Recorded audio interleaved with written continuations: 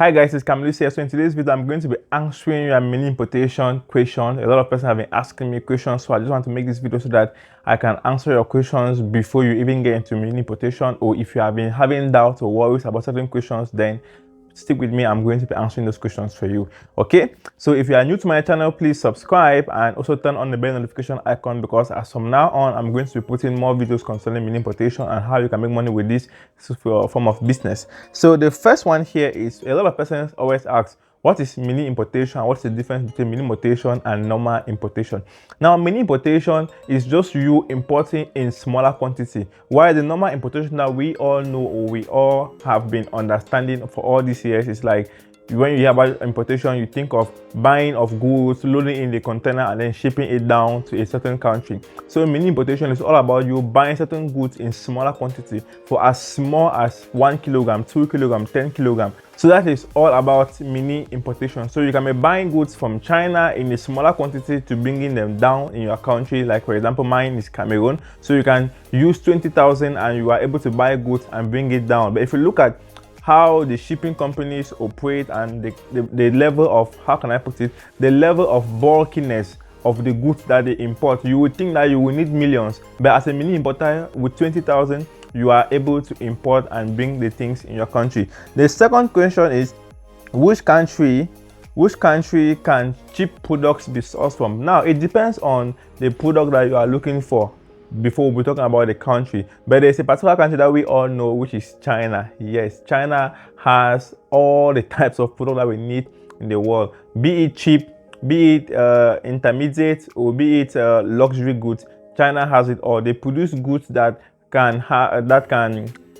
goes for any amount of money that you have. Okay, if you want to buy a goods for 10,000, you will have goods that are worth 10,000 of the same brand. You want to buy goods that are 20,000, you will have goods that are worth for 20,000 of the same brand. So China is the highest country that we can source cheap products from. And another country is also Vietnam. Okay, we can also source cheap products from Vietnam. That means everything you see in China, you can as well see it in Vietnam. The next question is, what are some of the payment methods to purchase goods in any of these countries you want to import from? Now, the most common payment method that we all know, it is our bank card. Okay, you need to have a bank card that you will be able to use to do purchases online. But now, when it comes to payment online, it depends on the platform which you are paying in. Now, for some cases we have PayPal, but in our own case, most persons are not versed with PayPal.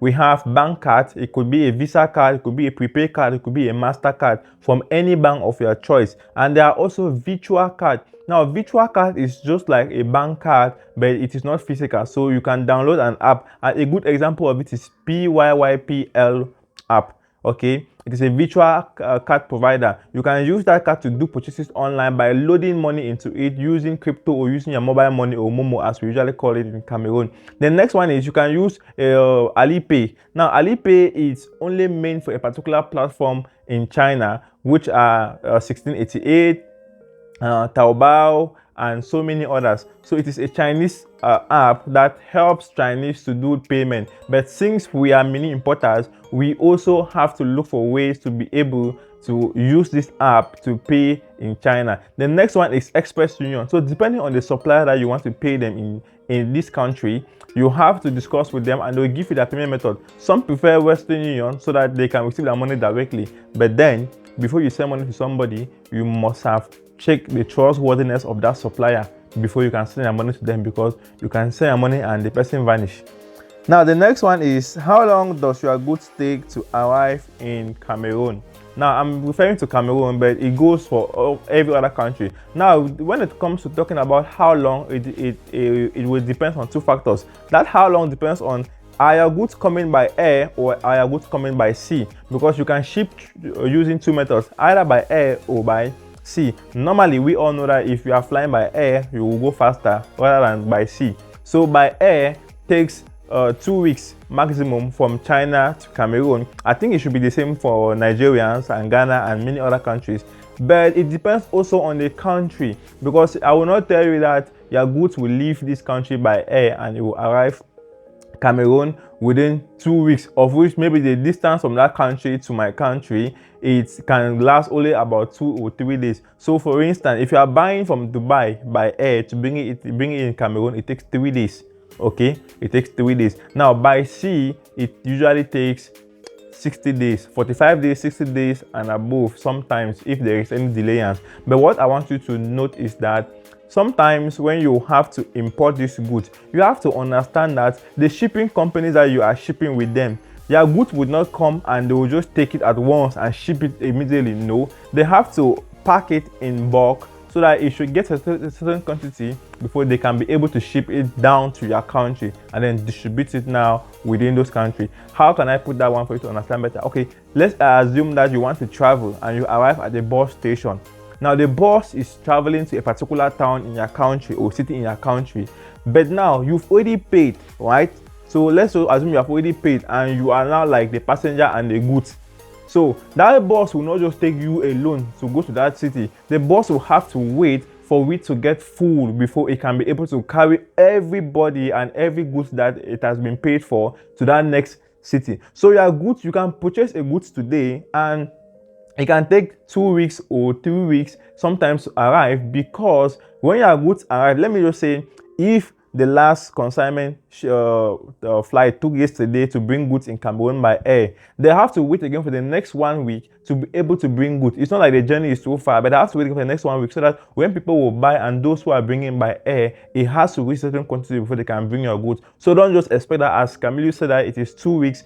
As you just did your purchase today, it will just arrive like that. No. And then secondly, when you purchase a goods in China, it takes a certain amount of days for it to arrive at your shipping company before your shipping company has to ship it down. So there are 2 ways that you can track your products.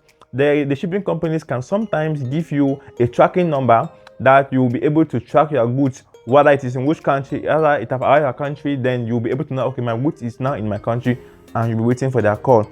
The next question here is, I think it's number 5 question. What if you buy a product and you later change your mind and you want your money back? Okay, there's a refund policy, but now depending on which platform you are purchasing products from. Like if you are purchasing products from Alibaba 1688, then you have what we call buyer's protection or trade protection. What is this trade protection? What the system does is that let me suppose that you are the customer and I am the supplier, okay, or I'm the manufacturer. Now, since I don't have a store online, I don't have a website on my own, and I come to Alibaba and I create a store and I post a picture of my products. Let me suppose that that picture of that product is this pen, right? Now, once I post this pen, you want to buy this pen.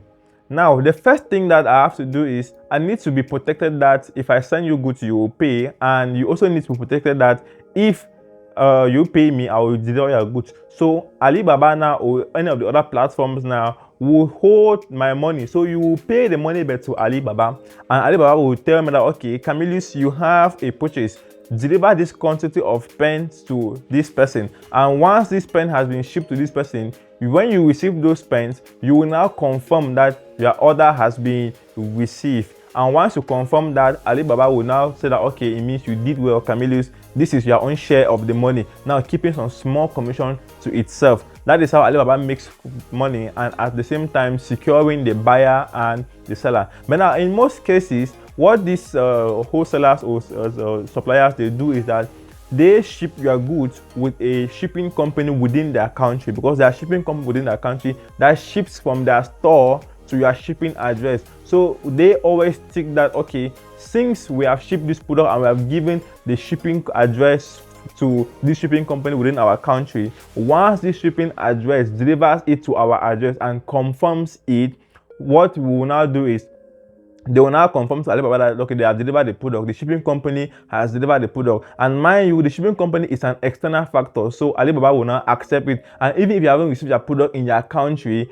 it will be ticked as the order has been completed. So what you should always do to avoid being scammed in most cases is that when you are discussing with the supplier, the first thing is you should give your name, your number, and your country address, that they will put at the outside of the parcel of that goods. Secondly, before they ship your goods to your shipping address, they should snap a live picture or take a live video and send to you. There are millions of sellers on Alibaba or any of the platform that you'll be using. If they refuse, threaten them and tell them that if they refuse, you are going to cancel the order and order from another store. This way, they will not be able to cheat you, because you will see that this is the product and my name is on it, and they can now ship it to my country.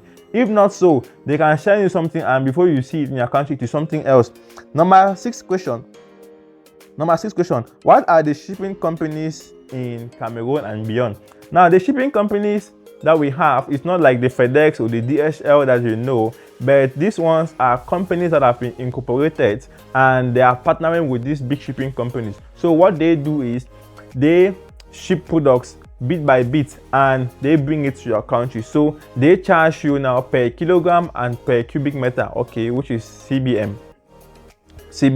So what they do is when you buy a goods in China, they will tell you that, okay, if we are importing from China by air, this is our rate for 1 kilogram. If we are importing your goods from Dubai, this is our rate for 1 kilogram. If we are importing your goods from Vietnam, this is our rate. Now going to CBM now is you importing bulky things or heavier things that if you want to weigh it, it will be so heavy. So they now measure it in terms of space, the space that it occupies in a container. That is what they charge on, which is now called CBM. For some companies, they charge up to 300k, some charge 240, some charge 260. But then don't go for a lower price because you will be able to save money.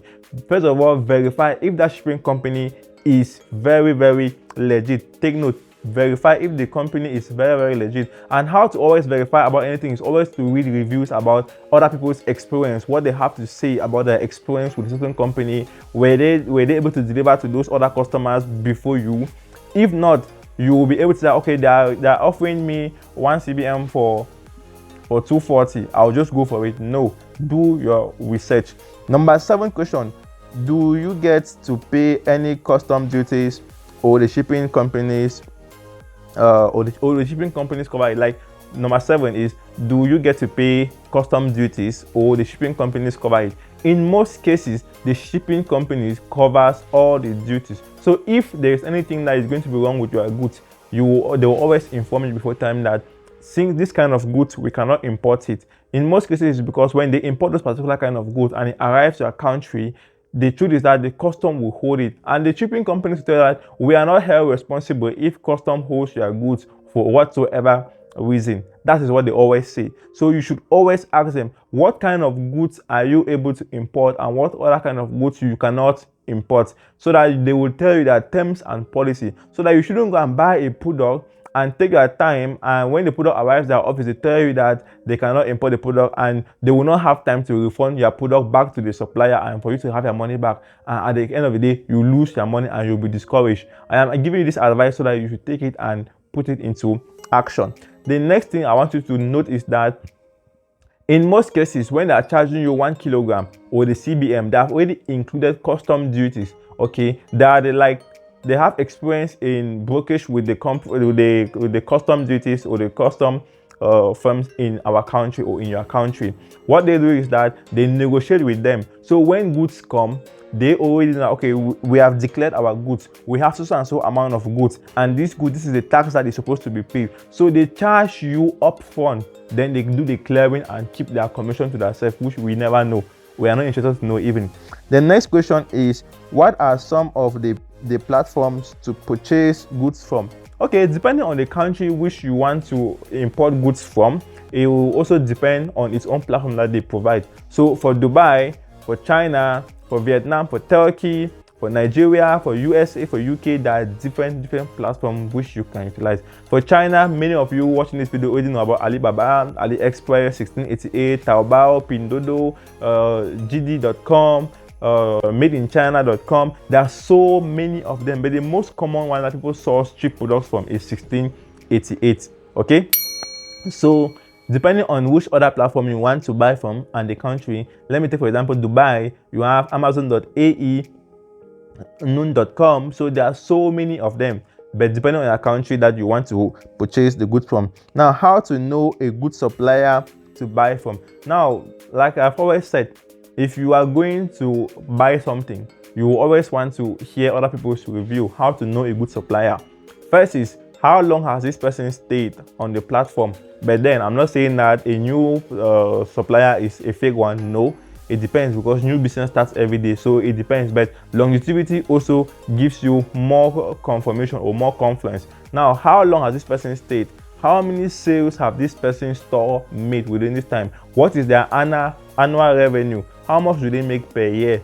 Now, when you put all of this together, you will be able to know that, okay, this store is doing well. If they are able to make $50,000 in a year, it means they are doing something. Now, the next one is people's review. Go under product review. What have other customers that have bought from this particular store, what do they have to say about this particular store?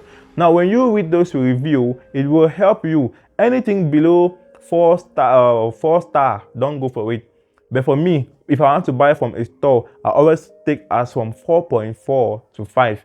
If you are below that, I will hardly buy from you. I will hardly buy from you. No matter how you put it cheap, I will hardly buy from you. Especially when you are buying to resell. Always be sure that you check that. And the last question here, which is number 10, is how to fund Alipay account to do payment. So, talking about the other payment methods, you can fund them either using your mobile money if you have linked your mobile money with your bank account if you're in Cameroon, or you can go to the bank and fund them. Now, for Alipay account, you can fund them by buying Alipay funds from another person. Okay, buy yuan. Okay, RMB, let me call it RMB. Buy RMB from a vendor or an exchanger who sells RMB. In most cases, if you have somebody who purchases things in China, he will be able to sell you RMB, but not in their own rate. So you don't expect to go and see this different rates on Google and you think that they will give you that same rate. No, it is always going to be different. That's our number 10 question. I think that is the end of it. And the last bonus that I'm going to give you is number 11. Some people always ask, how do I start